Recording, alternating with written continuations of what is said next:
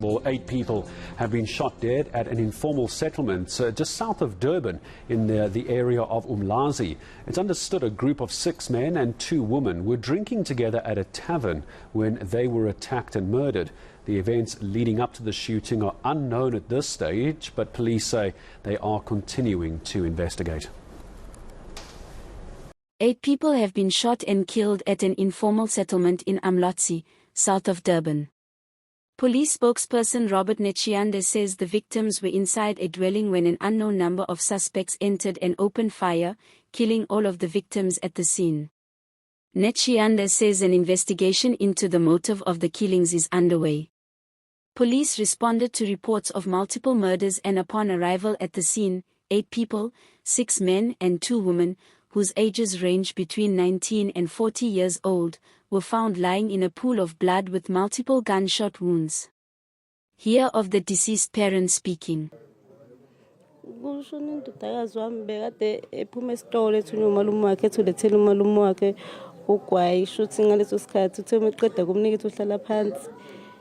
Kwakhala isibhamu emnyango umasikhala ngajomba mina ngabuyela ngale kwasofa ngalala phansi badubula-ke emnyango kodwa abantu angibabonanga ukuthi bekade kuba yena bathula bonke yena bagcine ngayo ukumshaya wawela enyaweni zami lapho-ke lethulele khona mina ngase ngiyaphuma ngoba sengizwa ukuthi akusekho umuntu osekhona emnyango sengizwa abantu abathi akufonele ambulance okanye namaphoyisa kodwa abantu abashonile babe u-8 abashonele endlini. Mhlambe engabe unalo inolwazi lokuthi yindaba behlaselwe babulawa izolo khona esenikuzwile? Cha besingakezwa lutho. Bekusathula-ke nathi sisathi sifuna ukuthi imbangela ngabe yini kodwa akukho kade sisakuzwile. Singazange silale futhi ubusuku bonke nje behleli namaphoyisa.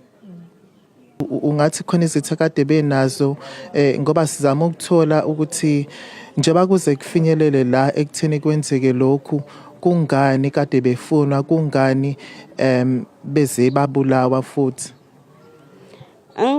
bengakaze ngizwe ukuthi banezisa and mina bengadunga umuntu kade ehlezi engekho ngihlezi ngisemsebenzini ngihamba la ekuseni ngo6 ngibuye ngo6 ntambama nje bekade ngazazi izitha zabo lento ade yenzeka la emini bekade ngingazi ayikho into engathi ngayichaza ngathi ngiyayazi kodwa ngikwazi lokho nje okwenzakala engikhona and ngoba kwenzakala engikhona nami ngazisindela nje uNkulunkulu wami.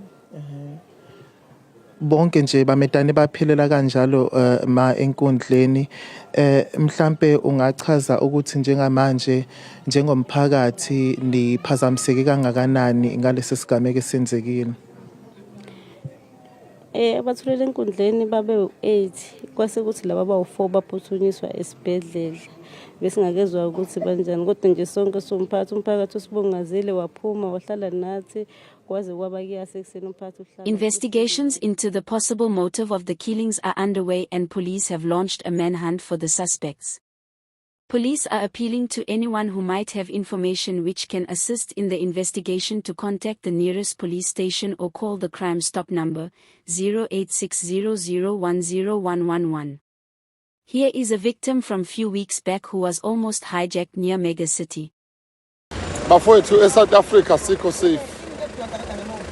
Asikho safe eSouth Africa. Niyabona le shelter leya. Kule shelter leya. Kade kubanjwa abantu inkunzi. Lo yamuntu lapha emaphoyiseni lo lapha. Nangu lapha phansi kunamaphoyisa lapha. Ushonile lo yamuntu udutshulwe izigebengu. Bengiza mina ngapha ngemonto ngibheke endlini.